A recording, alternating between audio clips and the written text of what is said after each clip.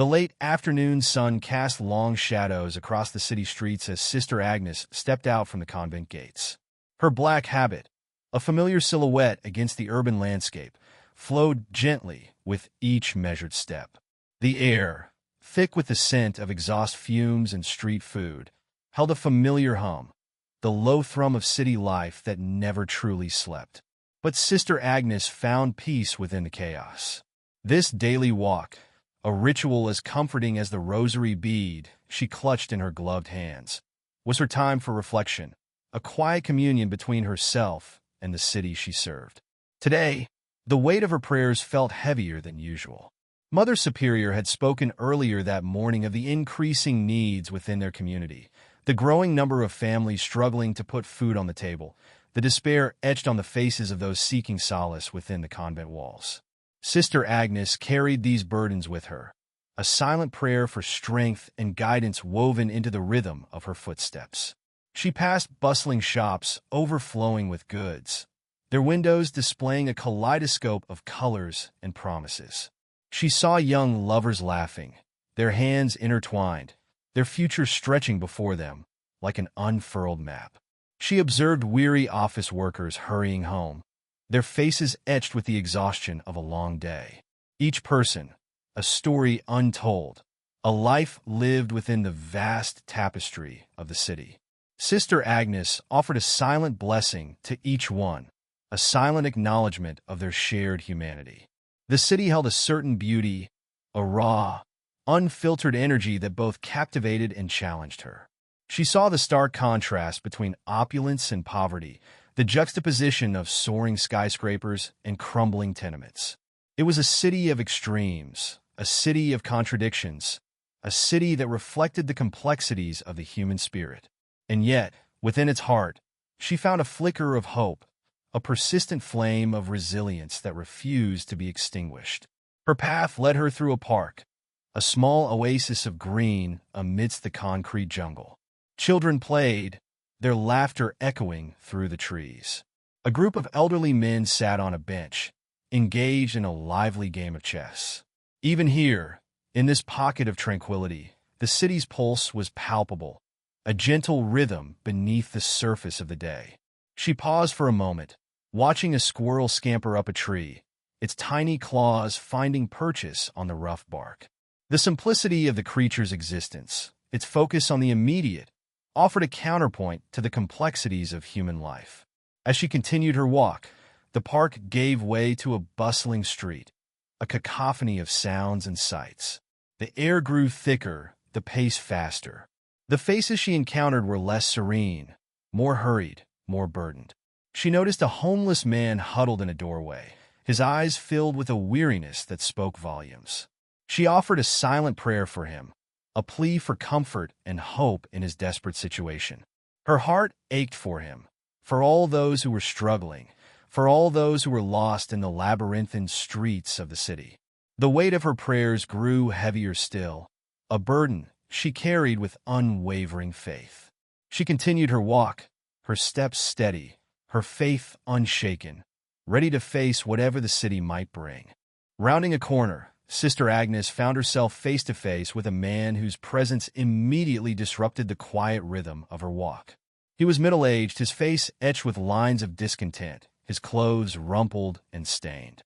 He stood blocking the narrow sidewalk, his posture radiating hostility. His eyes, narrowed and suspicious, fixed on her with an intensity that made her pause. There was something unsettling about him, a palpable anger simmering beneath the surface. Before she could even offer a greeting, he spoke, his voice a harsh rasp that cut through the afternoon sounds. "Well, well, well," he sneered, his words dripping with contempt. "Look what we have here. A black nun. In this city. I've seen everything now." His words hung in the air, heavy with derision. Sister Agnes remained calm, her expression unchanged. Years of ministering to the city's marginalized had taught her the importance of patience, of understanding the depths of human anger.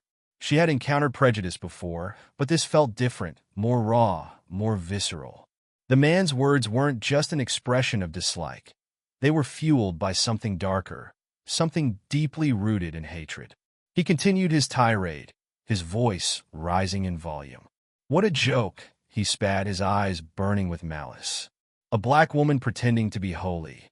It's laughable. You're an insult to everything I believe in." His words were laced with religious bigotry, a venom that stung more acutely than the racial slurs. Sister Agnes remained silent, her gaze unwavering. She didn't flinch, didn't react with anger or fear. She knew that engaging in a verbal battle would only escalate the situation, fueling the man's rage. Her silence, however, wasn't an admission of defeat. It was a strategic retreat, a way to de-escalate the conflict and create space for a different kind of response. She allowed his words to wash over her, focusing on her breath, centering herself in the present moment. He went on, his insults becoming increasingly vulgar and hateful. He mocked her faith, her appearance, her very existence. He questioned her right to be there, in that place, at that time. He spoke of things that were ugly and untrue, things that revealed the darkness within his own heart. With each hateful word, Sister Agnes felt a surge of compassion, a profound sadness for the man's pain, for the emptiness that fueled his anger. He paused, breathless from his outburst, his face contorted with rage. He expected a reaction, a display of anger or fear. But Sister Agnes offered him neither. She stood before him, a picture of serene strength, her eyes filled with an unwavering compassion that seemed to disarm him. The silence stretched, heavy and uncomfortable, until finally he seemed to deflate, his anger momentarily spent. Then, in a voice barely above a whisper, Sister Agnes spoke. "May God open your heart," she said, her voice soft but firm, carrying the weight of centuries of faith and forgiveness. She offered him not a condemnation, but a blessing, a prayer for his transformation. And then, with a gentle nod, she continued her walk, leaving him standing alone on the sidewalk, his hateful words hanging unanswered in the air. The city sound seemed to rush back in, drowning out the lingering echo of his anger. But in the quiet of her own heart, Sister Agnes carried the weight of his pain, a silent prayer for his redemption. Sister Agnes continued her walk, the rhythm of her steps a steady counterpoint to the turmoil she had just witnessed. The man's words, sharp and cruel, still echoed in her ears, but she refused to let them penetrate her spirit. Years of dedicated service had taught her the profound power of resilience, the importance of maintaining inner peace even amidst the storms of life. She had learned that anger, like a wildfire, consumed everything in its path, leaving behind only ashes and despair. Compassion, on the other hand, was like a gentle rain, nourishing the soul and fostering growth. She chose compassion. The city, with its relentless energy, seemed to rush past her, a blur of sights and sounds. But her focus remained inward, a quiet sanctuary of peace amidst the external chaos. She repeated the words she had spoken to the man. "May God open your heart," letting them resonate within her own being. It wasn't just a blessing she had offered him. It was a prayer for herself as well, a reminder to maintain her own spiritual fortitude. The incident had shaken her, not because of the man's hateful words, but because of the depth of his pain. His anger wasn't simply a random outburst. It was a manifestation of something deeper, something broken within him.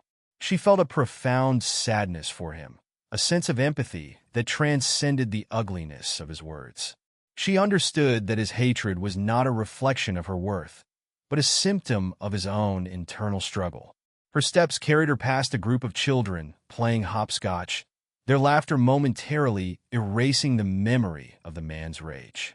She smiled at them, offering a silent blessing, a small act of kindness that restored a sense of balance to her day.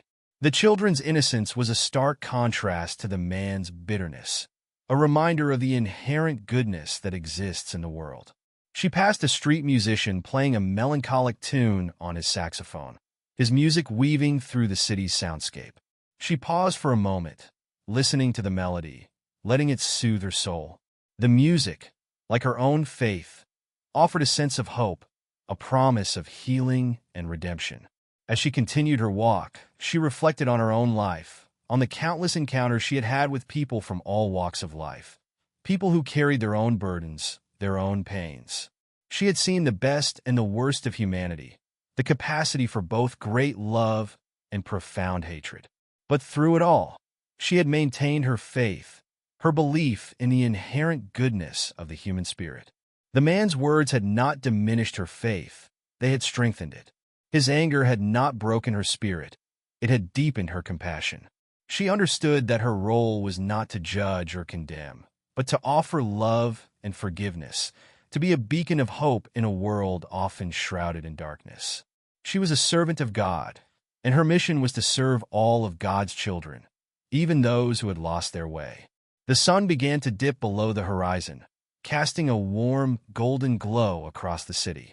Sister Agnes reached the convent gates, her heart filled with a quiet sense of peace. The encounter with the man had been unsettling, but it had also reaffirmed her commitment to her path, her unwavering belief in the transformative power of love and forgiveness. She entered the convent, leaving the city's noise behind, carrying with her the silent prayer, "May God open his heart." And in that prayer, she found her own peace. Mr. Abernathy stood alone on the sidewalk, the echo of his own hateful words ringing in his ears. The surge of anger that had fueled his tirade had subsided, leaving behind a hollow emptiness, a gnawing unease that settled deep in his gut.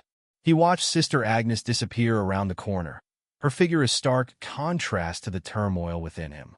He hadn't expected her calm response, her quiet dignity in the face of his rage. It had disarmed him, leaving him feeling strangely exposed, vulnerable. He hadn't intended to lash out like that. The day had been a series of frustrations, a cascade of minor annoyances that had built up inside him, simmering until it finally boiled over. He'd lost his job last week, another blow in a string of setbacks that had left him feeling lost and hopeless. His anger, he knew, was a symptom of a deeper malaise, a dissatisfaction with his life, a sense of being adrift. But even knowing this didn't lessen the shame he felt. The words he'd hurled at the nun were ugly, cruel, and utterly unjustified. He hadn't meant to be so hateful, so bigoted. He'd been raised to believe in tolerance, in respect for others, regardless of their race or religion.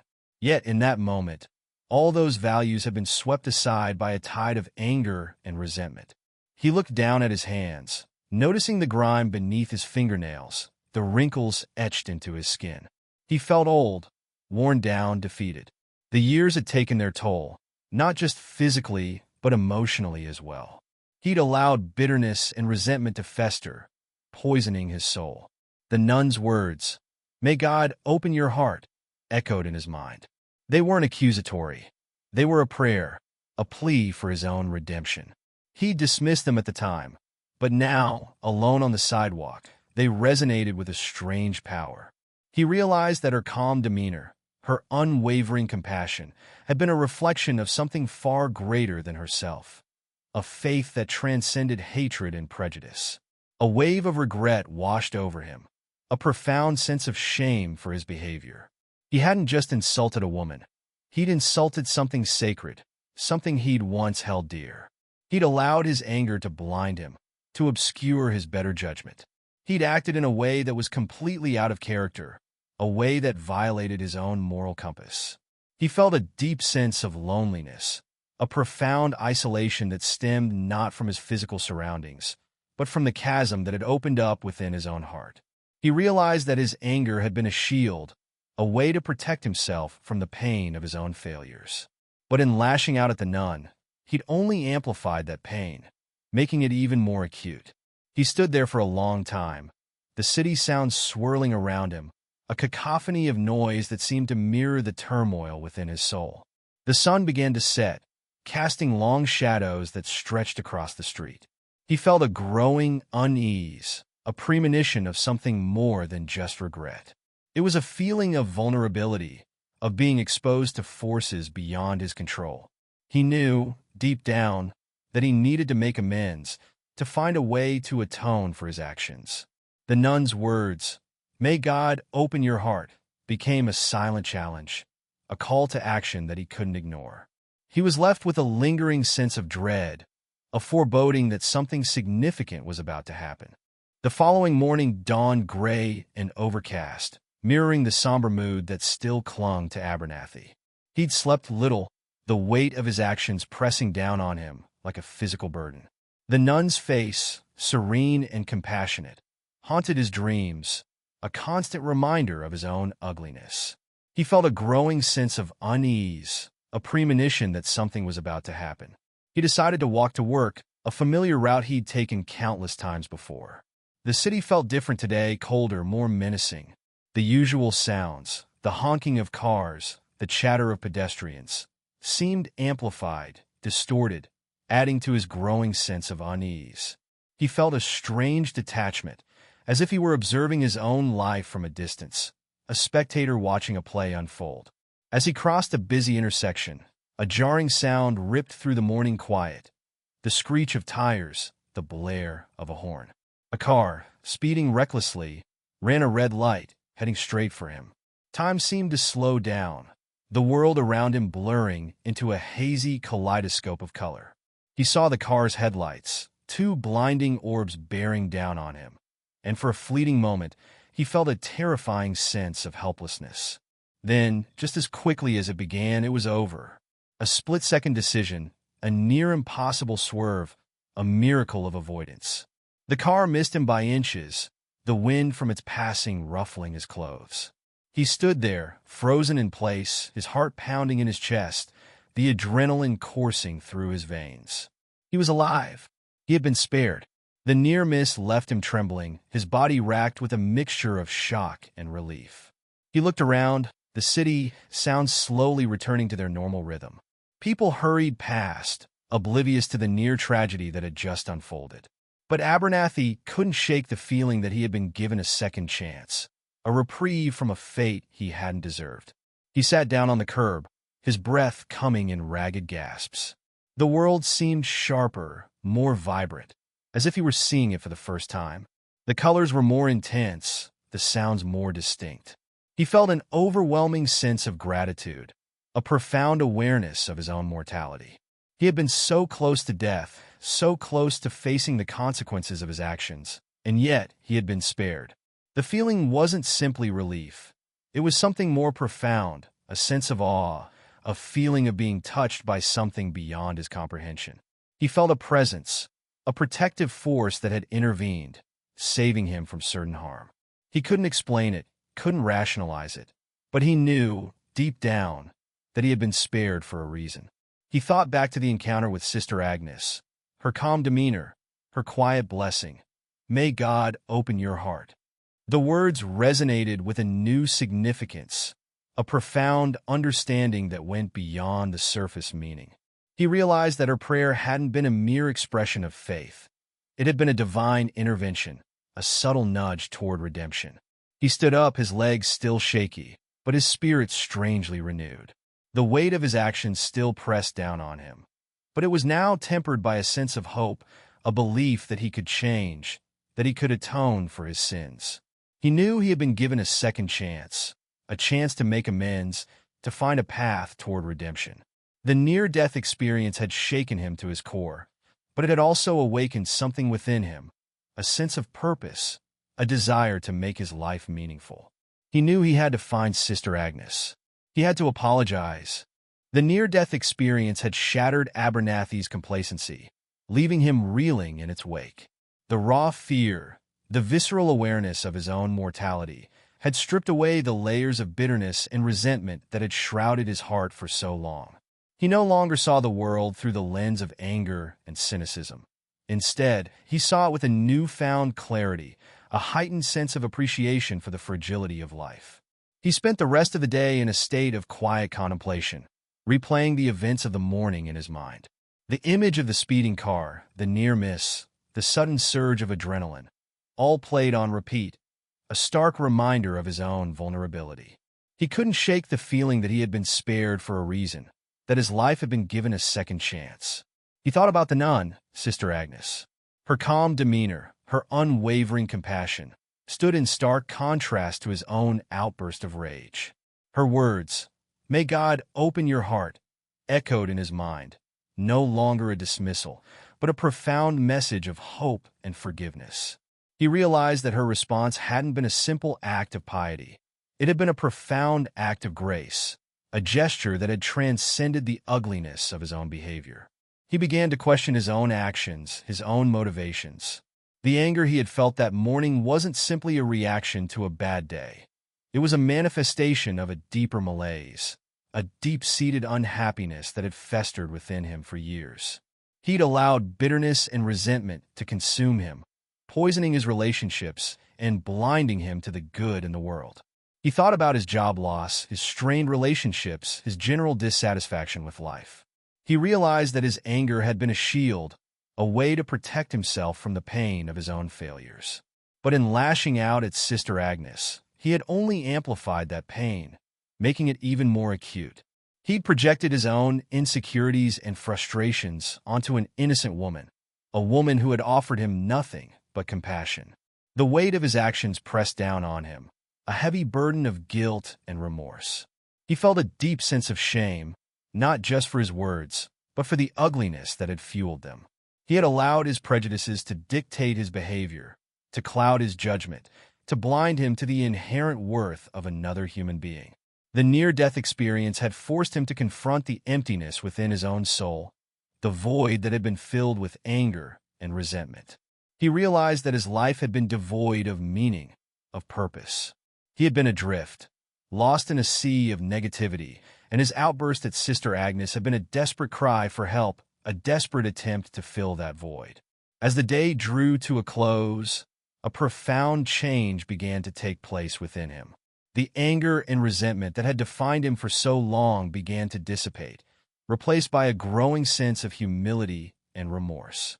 He felt a deep yearning for forgiveness, not just from Sister Agnes, but from himself. He knew he had to make amends, to find a way to atone for his actions. The near-death experience had been a wake-up call, a divine intervention that had jolted him out of his self-imposed darkness. He felt a newfound sense of purpose, a desire to make his life meaningful, to find a way to make amends for the hurt he had caused. He knew he had to find Sister Agnes. He had to apologize. The compulsion to find Sister Agnes and apologize consumed Abernathy. The near-death experience had not only shaken him to his core, but had also ignited a burning desire for redemption. He couldn't shake the feeling that his survival had been a second chance, a divine intervention meant to guide him toward a path of amends. The weight of his hateful words pressed heavily on his conscience, fueling his determination to seek forgiveness.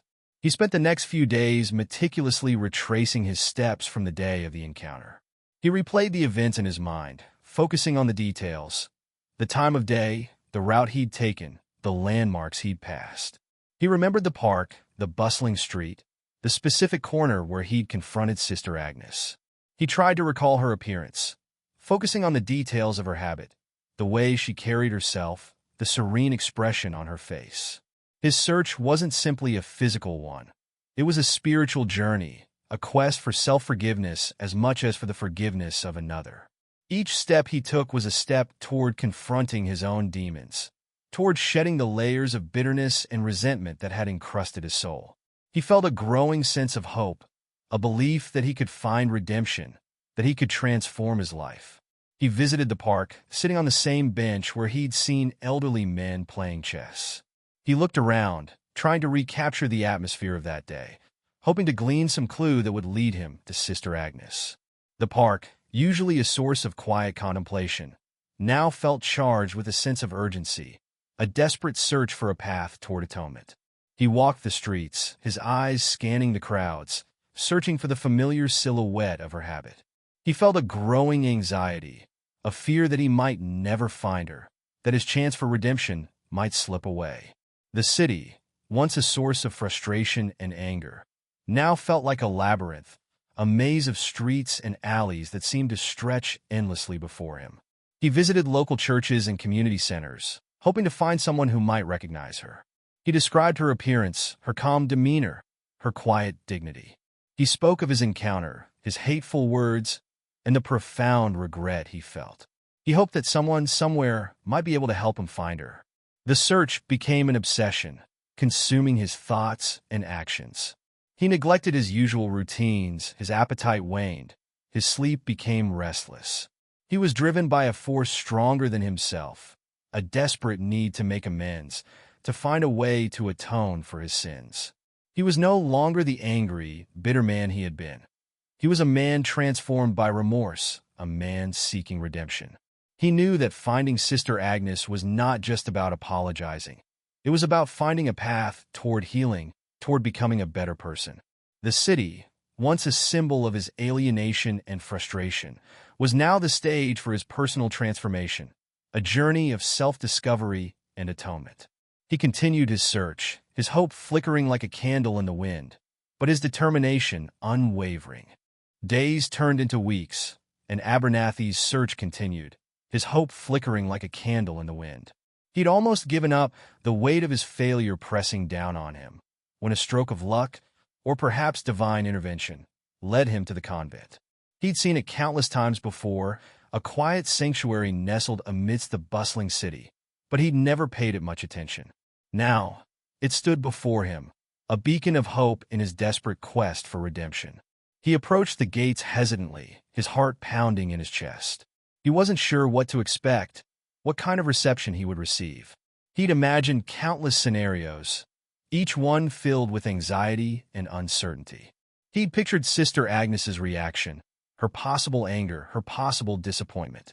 He braced himself for rejection, for the possibility that she wouldn't even want to see him. He rang the bell, the sound echoing in the quiet courtyard.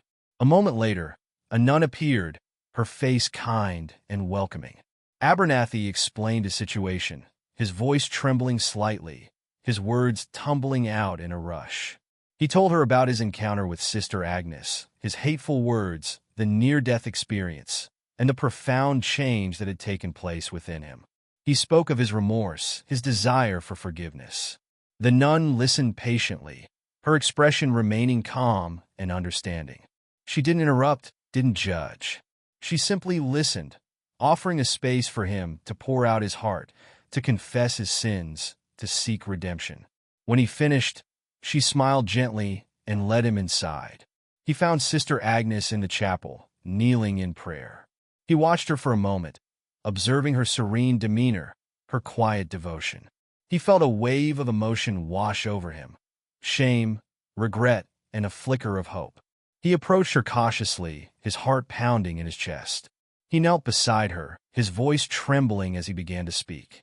He didn't try to justify his actions, didn't attempt to minimize his hateful words. He simply confessed his wrongdoing, acknowledging the depth of his prejudice and the pain he had caused. He spoke of his near-death experience, the profound realization of his own mortality, and the transformative effect it had had on his life. He spoke of his regret, his remorse, his desire for forgiveness. He didn't expect absolution. He simply sought understanding, a chance to make amends. His voice cracked several times, his emotions overwhelming him. He confessed his fear, his shame, his desperate need for redemption. He poured out his heart, his words raw and honest, devoid of pretense or self-justification. Sister Agnes listened patiently, her expression remaining calm and compassionate. When he finished, she placed a hand on his shoulder, offering a silent gesture of comfort and understanding. She didn't condemn him. She didn't lecture him. She simply offered him forgiveness, a gift of grace that transcended his wrongdoing. She spoke softly, her words gentle and reassuring.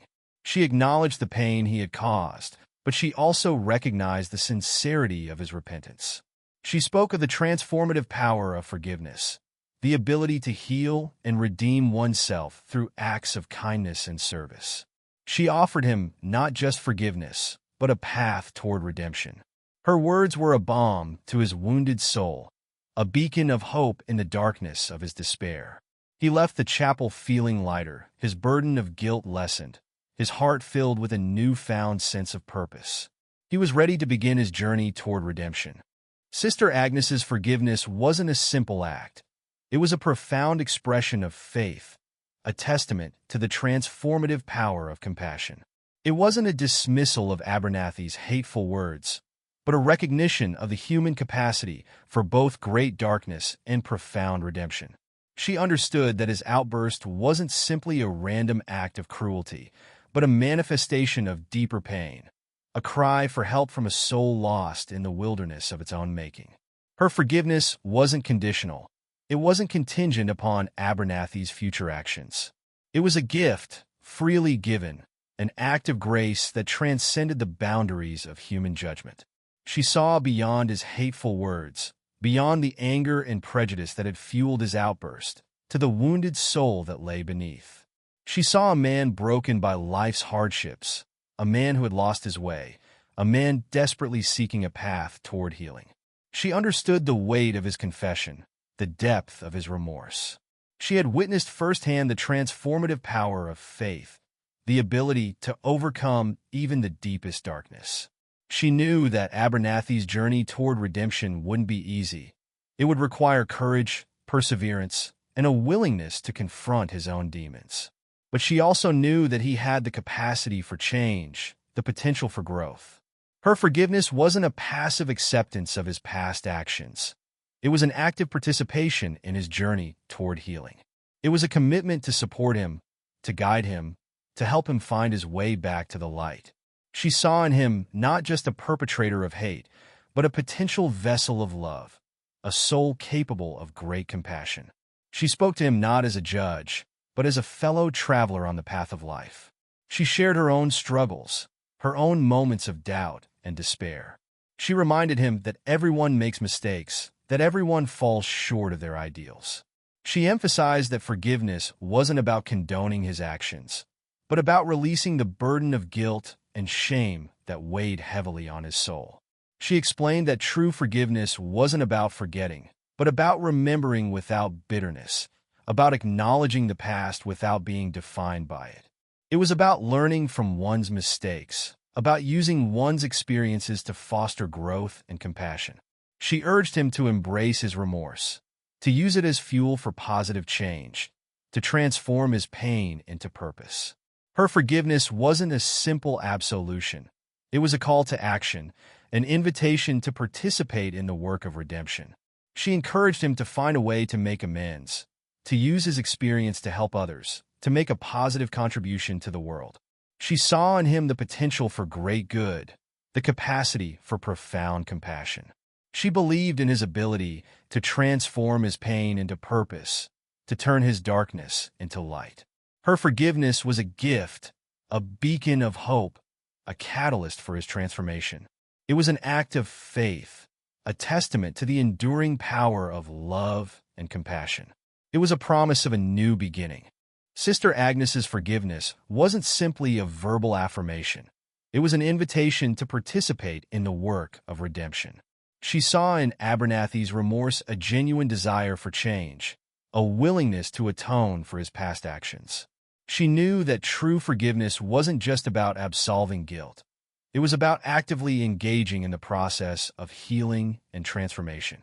And so, she offered him a path toward redemption, an invitation to join the convent's charity kitchen.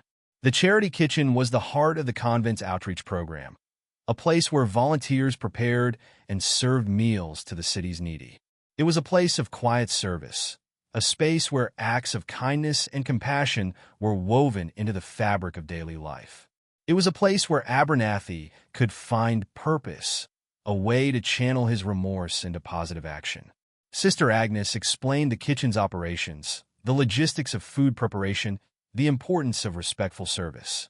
She emphasized the dignity of those they served, the need to treat each person with kindness and compassion. She didn't shy away from the challenges of the work, the long hours, the demanding nature of the task. She painted a realistic picture, but also highlighted the profound rewards of serving others. Abernathy listened intently, his heart filled with a mixture of hope and apprehension. He was hesitant at first, unsure of his ability to contribute, unsure of his worthiness of such an opportunity. He was still grappling with the weight of his past actions, the ugliness of his words.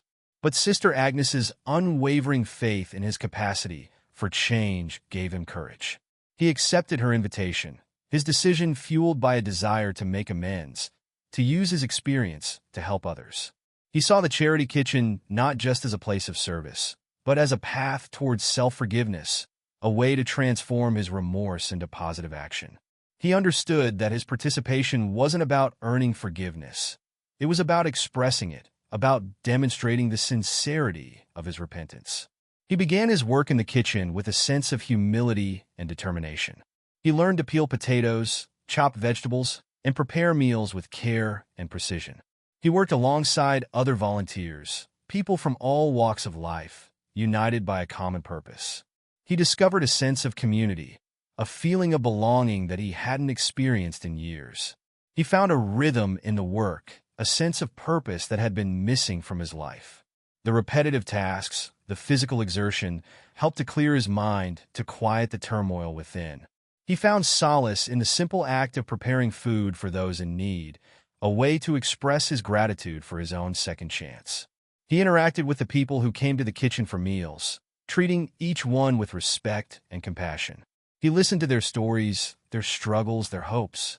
He saw in them a reflection of his own past, a reminder of the importance of empathy and understanding. He found a sense of connection, a feeling of shared humanity that had been missing from his life. The charity kitchen became more than just a place of service. It became a sanctuary, a place where he could find peace, purpose, and a sense of belonging. It was a place where he could transform his remorse into positive action, where he could use his experience to make a difference in the lives of others. It was a testament to the transformative power of forgiveness, a journey of redemption fueled by compassion and service. He was finding his way back to himself, one meal, one act of kindness at a time. As the weeks turned into months, Abernathy found himself increasingly immersed in the work of the charity kitchen. The initial hesitancy and self-doubt gradually faded, replaced by a growing sense of purpose and fulfillment. The repetitive tasks, peeling potatoes, chopping vegetables, washing dishes, became a form of meditation, a way to quiet the turmoil within and focus on the present moment. The physical labor was both therapeutic and grounding, a welcome distraction from the weight of his past. He found a rhythm in the work, a sense of flow that brought him a surprising sense of peace. The kitchen, once a symbol of his own internal chaos, became a sanctuary, a place of quiet contemplation and mindful action. The simple act of preparing food for those in need became a form of prayer, a way to express his gratitude for his own second chance. He interacted with the people who came to the kitchen for meals, listening to their stories, their struggles, their hopes. He heard tales of hardship and resilience, of loss and perseverance. He encountered individuals from all walks of life, each with their own unique story to tell. He saw the faces of poverty, the scars of injustice, the weight of despair. But he also saw the strength of the human spirit, the resilience of the human heart. He learned to listen without judgment, to offer compassion without condescension. He learned to see the inherent worth in each person, regardless of their circumstances. He learned to connect with others on a deeper level, to share in their joys and sorrows, to offer a listening ear and a comforting presence. The interactions weren't simply transactional. They were deeply human, profoundly meaningful. He found himself drawn to the stories of those who had overcome adversity, those who had found strength in the face of hardship. Their resilience inspired him. Their perseverance gave him hope. He realized that his own journey of redemption was not unique. It was a shared human experience, a testament to the capacity for growth and transformation. He began to see his own past through a new lens, recognizing the patterns of anger and resentment that had shaped his behavior. He understood that his prejudices hadn't been innate. They were learned, conditioned responses to a world that had often felt unjust and unfair. He recognized the need to unlearn those patterns, to cultivate empathy and understanding. The work in the kitchen wasn't just about preparing and serving food. It was about building relationships, fostering community, and spreading kindness. He found himself increasingly drawn to the people he served, developing genuine connections with many of them. He learned their names, their stories, their hopes and dreams. He celebrated their successes and offered comfort in their times of need. The healing wasn't instantaneous, It was a gradual process, a slow unfolding of the soul. But with each act of service, with each moment of connection, he felt himself growing, changing, becoming a better person. The charity kitchen became a crucible, a place where his pain was transformed into purpose, where his remorse was channeled into positive action. He found a sense of belonging, a sense of community, a sense of purpose that had been missing from his life for so long. He was no longer defined by his past mistakes. He was defined by his present actions, by his commitment to service and compassion. He was healing, one meal, one act of kindness at a time. Years passed. Abernathy's life had been irrevocably transformed. The angry, bitter man who had once spewed hateful words at Sister Agnes was gone, replaced by a gentle soul, dedicated to service and compassion. His journey of redemption had been long and arduous, but the rewards were immeasurable. The charity kitchen had become his sanctuary, his purpose, his home. He continued his volunteer work, his commitment unwavering. He'd become a fixture in the kitchen, his presence a source of comfort and stability for both the volunteers and those they served. He developed a deep sense of community, a profound connection with the people he worked alongside and the individuals he served. He learned to listen without judgment, to offer compassion without condescension, to see the inherent worth in every human being. His interactions with the people who came to the kitchen for meals were no longer transactional. They were deeply human, profoundly meaningful. He'd learned their stories, their struggles, their hopes and dreams. He'd celebrated their successes and offered comfort in their times of need. He'd become a confidant, a friend, a source of strength and support. His relationship with Sister Agnes had deepened over time. She'd become not just a spiritual guide, but a mentor and a friend. She'd witnessed his transformation firsthand, his journey from anger and prejudice to compassion and service. She'd been a constant source of encouragement and support, reminding him of his worth, his potential for good. He'd found a new faith, not just in God, but in the power of human kindness, the capacity for redemption, the transformative power of forgiveness. His near-death experience had been a catalyst for change, a wake-up call that had jolted him out of his self-imposed darkness. But it was Sister Agnes's unwavering compassion, her unwavering faith in his capacity for change, that had truly guided him on his path toward redemption. He'd learned that forgiveness wasn't a one-time event. It was an ongoing process, a continuous act of letting go, of releasing the burden of guilt and shame. He'd learned that true forgiveness wasn't about forgetting, but about remembering without bitterness, about acknowledging the past without being defined by it. He'd learned that forgiveness was a gift, not just to the recipient, but to the giver as well. His life was no longer defined by his past mistakes. It was defined by his present actions, by his commitment to service and compassion. He'd found a sense of purpose, a sense of belonging, a sense of peace that he'd never known before. He discovered the true meaning of redemption, not as an escape from his past, but as an integration of it, a transformation of it into something beautiful and meaningful. He'd become a testament to the power of forgiveness, a living example of the transformative potential of a second chance. He was a changed man, a better man, a man who had found his way back to himself, one act of kindness at a time. His life was a testament to the enduring power of grace, the transformative potential of the human spirit, and the boundless capacity for love and redemption.